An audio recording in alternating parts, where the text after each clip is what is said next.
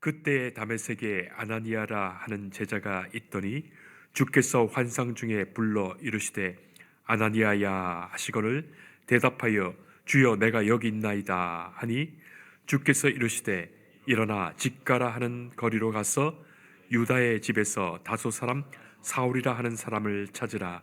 그가 기도하는 중이니라. 그가 아나니아라 하는 사람이 들어와서 자기에게 안수하여 다시 보게 하는 것을 보았느니라 하시거늘 아나니아가 대답하이되 주여 이 사람에게 대하여 내가 여러 사람에게 듣사온즉 그가 예루살렘에서 주의 성도에게 적지 않은 해를 끼쳤다 하더니 여기서도 주의 이름을 부르는 모든 사람을 결박할 권한을 대제사장들에게서 받았나이다 하거늘 주께서 이르시되 가라. 이 사람은 내 이름을 이방인과 임금들과 이스라엘 자손들에게 전하기 위하여 택한 나의 그릇이라. 그가 내 이름을 위하여 얼마나 고난을 받아야 할 것을 내가 그에게 보이리라 하시니 아나니아가 떠나 그 집에 들어가서 그에게 안수하여 이르되 형제 사울아 주 곧 내가 오는 길에서 나타나셨던 예수께서 나를 보내어 너로 다시 보게 하시고 성령으로 충만하게 하신다 하니 즉시 사울의 눈에서 비늘 같은 것이 벗어져 다시 보게 된지라. 일어나 세례를 받고 음식을 먹음에 강건하여 지니라. 아멘. 맹인 한 사람이 머리에 물동이를 이고 손에는 등불을 밝혀 들고서 길을 걸어갑니다. 그때 마주오던 한 사람이 그 모습을 보면서 그렇게 물어보지요. 아니 당신은 앞도 볼 수 없는데 등불은 왜 들고 다니십니까? 그 말에 맹인이 대답합니다. 당신이 내게 부딪히지 않기 위해서요. 이 등불은 내가 아닌 당신을 위한 것입니다. 자, 이런 지혜로운 이야기를 듣고서 한 맹인이 자기도 등불을 켜서 한밤중 깜깜한데 길을 갑니다. 그런데 어떤 사람과 꽝 부딪히고 말았어요.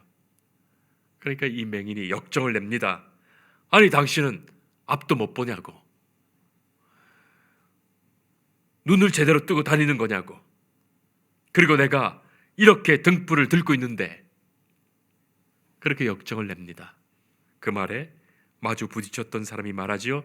죄송합니다. 하도 깜깜해서 제가 제대로 보지 못했습니다. 그런데 들고 계신 등불은 꺼져 있습니다. 사랑하는 성도 여러분, 참 어두운 세상입니다. 눈을 뜨고 있는 사람들도 깜깜해서 제대로 보이지 않고, 눈을 감고 있는 사람은 더욱이 보지 못하는 참 어두운 세상입니다. 이 어두운 세상에 예수님께서 빛으로 오신 거예요. 깜깜하고 어두운 세상에 주님이 빛으로 오셔서 그 빛을 우리에게 비춰주시고 우리에게 나누어 주셨어. 우리도 그 빛으로 이 깜깜한 세상에 비추며 살아가게 하셨습니다. 그런데 혹시 우리들이 가지고 있는 빛이 꺼져 있다면 이 얼마나 낭패입니까? 그것을 우리가 보지 못하고 있다면, 영적 어둠 속에 있다면 이 얼마나 하나님 앞에 죄송한 일입니까? 성도 여러분, 여러분은 생명의 빛, 구원의 빛을 비추고 계십니까? 그 빛으로 어둠에 사는 사람들을 밝은 빛으로 인도하십니까? 사도 바울에 관해서는 이런 말이 있습니다. 예수님께서는 사울을 변화시켜 바울 만드셨고 변화된 바울은 온 세계를 변화시켰다. 그런 말이 있습니다. 사도 바울이야말로 기독교 신학에 있어서 너무나 중요한 위치를 차지하고 있습니다. 아니 어떤 일들은 심지어서 기독교는 바울의 종교다라고 말할 만큼 바울의 그 모든 신앙적 고백과 사상들이 기독교 신학의 근본을 이루고 있는 거예요. 자, 그런데 이 바울이 누구였습니까? 바울 되기 전 그 사울이 누구였습니까? 초대교회 스데반을 죽였던 사울이었어요. 교회를 멸하고 각 집에 들어가서 남녀를 끌어다가 옥에 가둔 사울이었습니다. 위협과 살기가 등등해서 성도들이 흩어져 도망갔는데 다메섹까지 가서 그 사람들 붙들어 오려고 지금 달려가는 사울입니다. 바로 그런 사울이 예수님 만난 거예요. 다메섹 도상에서 다메섹으로 가는 그 길에서 예수님 만난 거예요. 더 정확하게 말하자면 예수님이 만나 주신 거예요. 어떻게 사울이 예수님을 만날 수 있겠습니까? 예수님이 만나 주셔야지. 예수님은 당신이 빛으로 오셔서 그를 만나셨습니다. 그 빛을 이 바울의 삶에 주심으로써 바울은 그 빛을 비추어 온 세계를 변화시켰던 거예요. 예수님이 이 땅에 오신 사건을 다양한 의미로 상징적으로 묘사하고 있지만 예수님이 빛으로 오셨다는 것이야말로 가장 강력한 이미지를 보여주고 있습니다. 요한복음 1장에서는 예수님이 바로 빛으로 오셨다는 것으로 증언하죠. 1장 5절에 빛이 어둠에 빛이 돼 어둠이 깨닫지 못하더라. 이 세상이 온통 어둠 속에 있는데, 깜깜함 속에 있는데 참빛 되신 예수님께서 이 세상에 오시어 그 빛을 비추신다. 그렇게 요한복음 1장에서 증언합니다. 그러나 영적 어둠 속에 있는 자들은 그 빛을 보면서도 깨닫지 못하는 거예요. 성도 여러분, 성탄의 그 아름다운 의미 속에 예수님께서 빛으로 이 땅에 오신다는 그 의미가 이 성탄 속에 들어있어요. 빛으로 오시는 예수님. 요한복음 9장을 보면 날 때부터 맹인인 자가 있었습니다.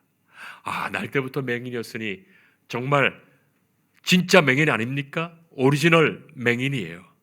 아무것도 보지 못합니다. 그리고 그는 구걸하며 살아가는 거린이에요.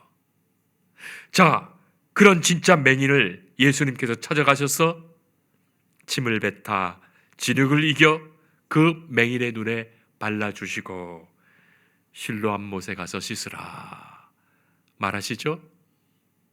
여러분, 그 장면을 한번 상상해 보세요. 맹인이 눈에다가 진흙덩이를 이렇게 붙이고서 더듬더듬 거리면서 실로암 못까지 걸어가는 그 장면 말입니다.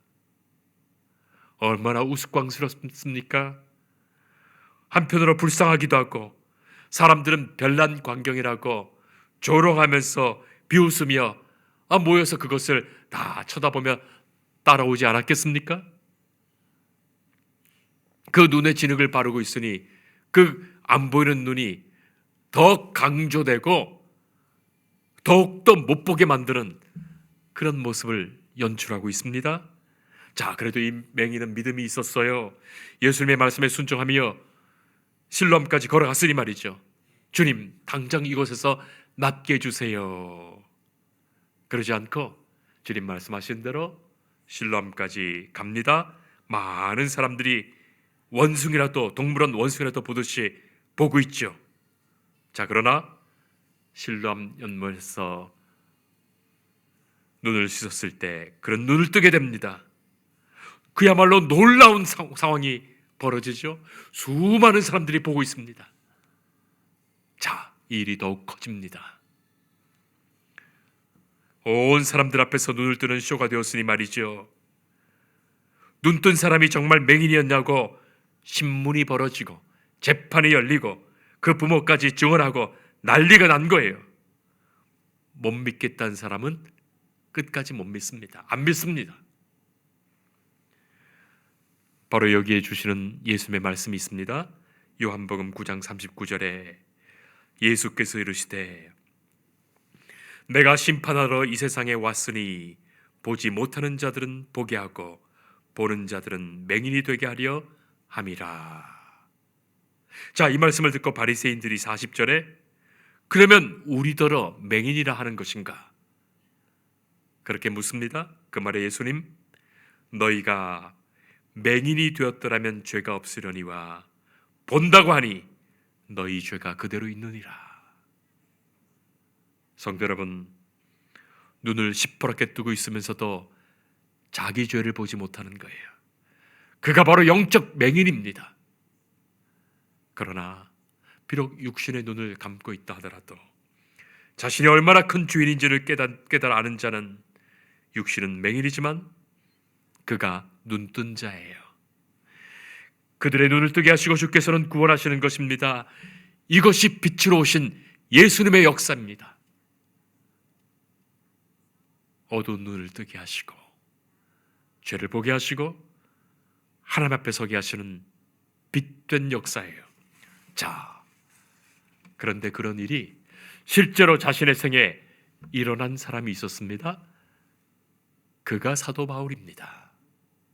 그가 바울이었어요. 그가 아직 사울이었을 때 예수님을 다메섹 도상에서 만납니다. 그때 보았던 예수님은 빛으로 오시는 예수님이었어요. 예수님은 십자가에 못 박혀 이미 죽었는데, 그리고 예수님이 부활하셨다는 것을 믿고 교회된 성도들을 지금 박해하러 가는데,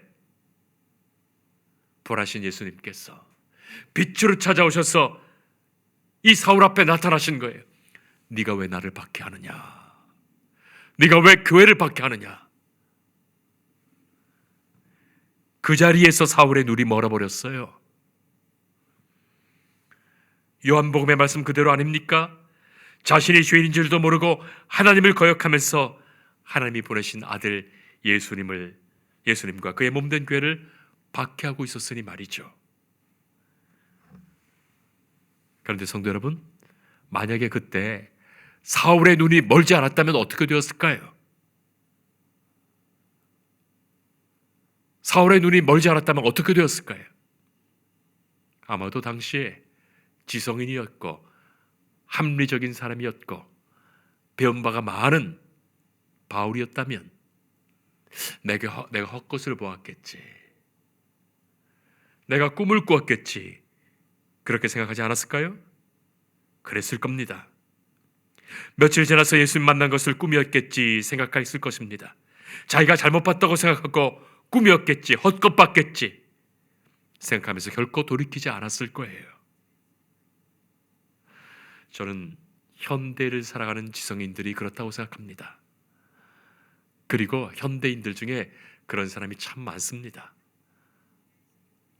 사람들을 만나보면 대체적으로 살면서 한두 번쯤은 하나님께서 그에게 복음을 알게 하시려고 역사하셨던 일들이 있었던 거예요. 그러니까 만나봐서 이야기해보면 한 번쯤은 예수님 만날 수 있었던 놀라운 체험이 그들의 삶 속에 있었던 거예요. 부모님이 기도하셨거나 형제와 자매가 기도했거나 친구가 기도했거나 그래요, 그런 체험을 주셨던 거예요.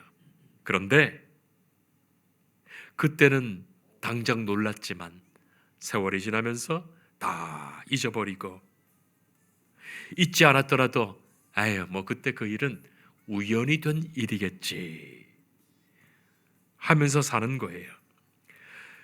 지금은 별것도 아닌 것이라고 자신을 합리화하면서 정당화하면서 살아갑니다. 바로 그게 인간이에요. 마귀는 우리를 그렇게 넘어뜨립니다. 결정적인 은혜를 받았음에도 그것 별것 아닌 것으로 그냥 지나치게 만드는 거예요. 그래서 지난날에 주셨던 그 크신 은혜를 다 잊어버리고 살게 만듭니다. 참 재미있는 뉴스를 봤습니다. 우리나라 뉴스에도 나왔고 인터넷에 유튜브에도 나옵니다. 한 꼬마가 엘리베이터에 갇혔어요. 한 5살 정도 돼 보이는 꼬마가 엘리베이터에 갇혀서 아무리 눌러봐도 꿈쩍도 안 하고 아예 서버렸어요. 엘리베이터 속에 갇혀버렸습니다. 자, 그러니까 이 아이가 문을 열어달라고 하나님께 간절히 기도한 후에 예수님 이름으로 기도합니다 하자마자 문이 스르르 열리는 거예요. 이 아이도 깜짝 놀라는 거예요. 그리고 다시 문이 닫히려고 하니까 이 아이가 밖으로 나갔어요. 그래서 이 일이 CCTV에 그대로 녹화되었고 이 장면이 신기한 듯이 뉴스에 방송되었습니다. 결코 조작한 것이 아닙니다. 여러분 어떻게 생각하십니까?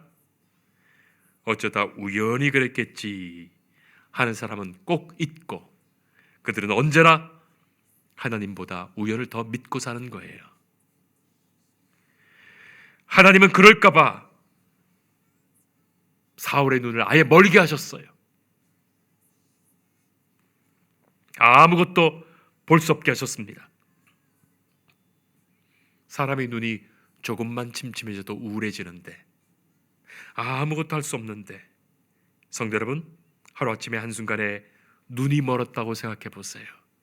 당장 지금 눈이 멀었다고 생각해 보세요. 얼마나 큰 충격입니까? 아니 어떻게 걸어간단 말입니까? 아무것도 볼 수 없습니다. 그래서 겨우 간신히 사람들의 손에 이끌려 앞못 보는 맹인으로 다메섹까지 가게 되었고 바로 그 충격으로 사울은 사흘 동안 아무것도 먹지 못한 채 마시지도 않은 채 시간들을 보내게 됩니다. 음식이 넘어갔겠습니까? 물도 한 모금 마시지 않았습니다. 자기가 박해했던 예수님을 만났으니 말이죠.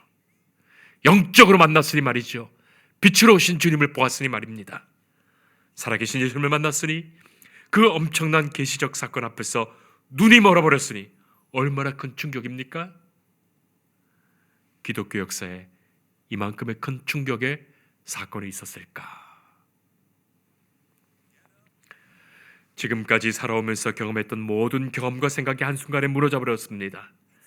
지금까지 갖고 살았던 모든 신념이 다 무너졌습니다. 하나님에 대한 지식도 바리새적 경건도 율법에 대한 이해도 다 무너진 거예요.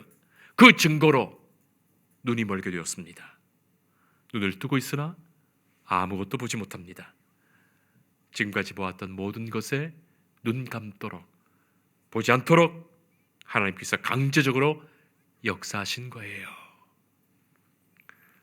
자, 이 일 앞에서 바울은 무엇을 해야 되겠습니까? 밥도 먹지 않고 물도 마시지 않았다는 그 표현이 하도 기가 막혀 비참해서 식음을 전폐했다는 말일 수도 있겠지만 오늘 본문에 나타나듯이 사울은 기도했던 거예요. 기도했습니다. 이 일로 침묵 속에 하나님의 음성을 듣고자 했습니다.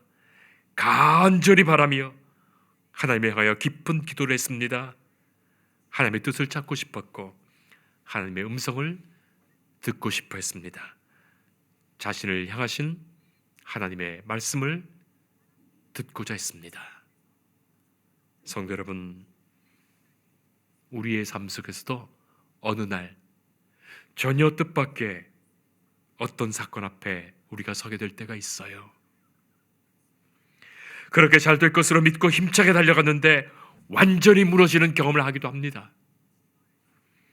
이제는 죽었구나 싶을 정도로 더는 내 힘과 지혜로 감당할 수 없는 사건 앞에 서게도 됩니다. 주님께서 내 눈을 감게 하시는 순간이에요.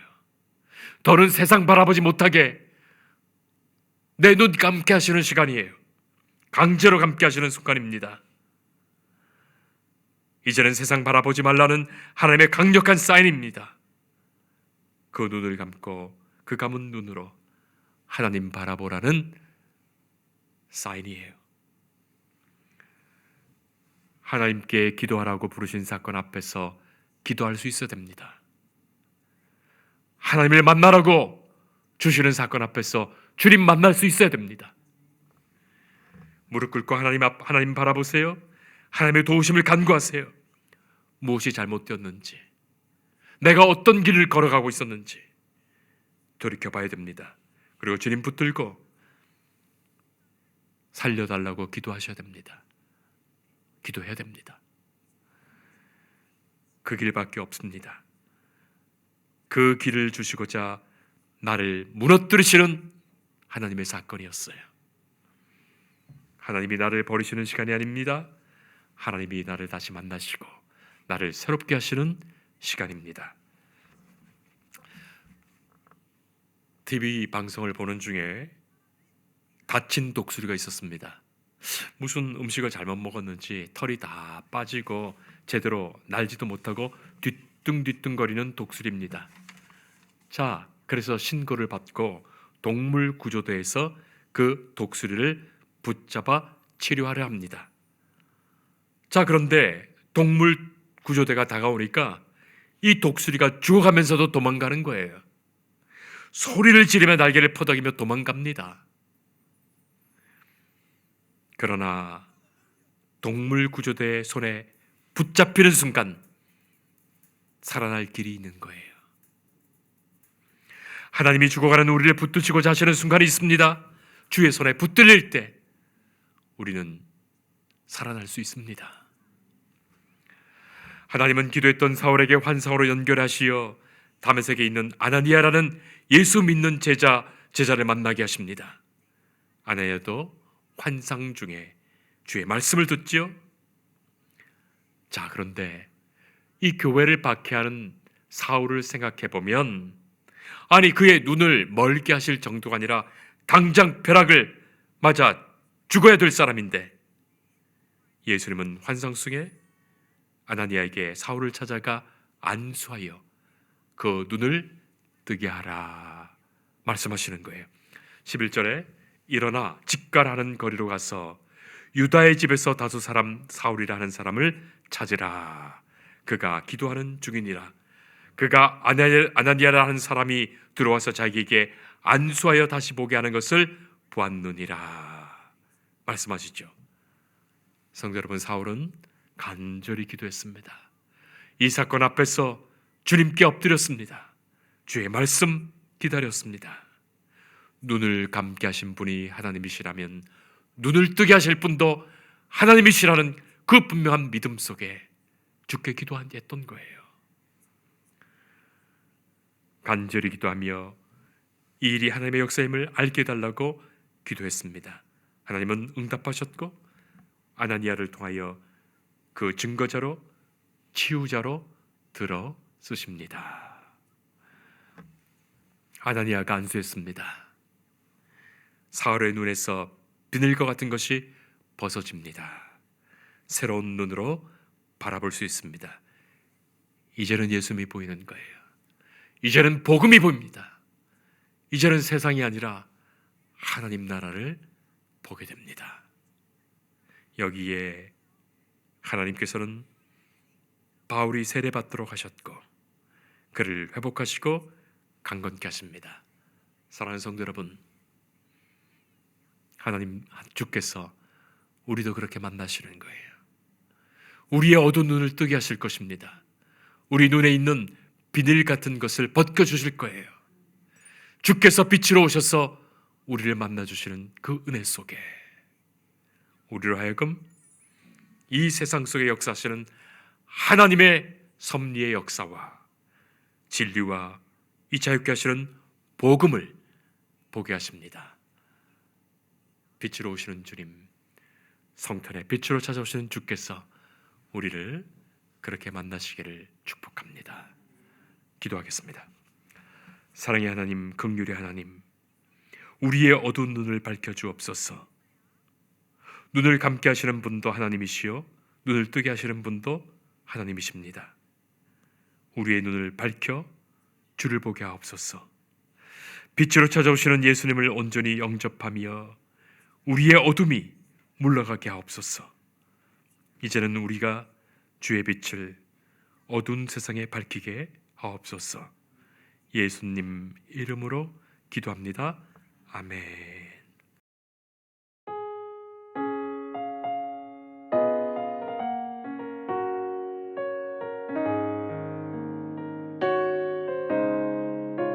주 예수 내가 알기 전 날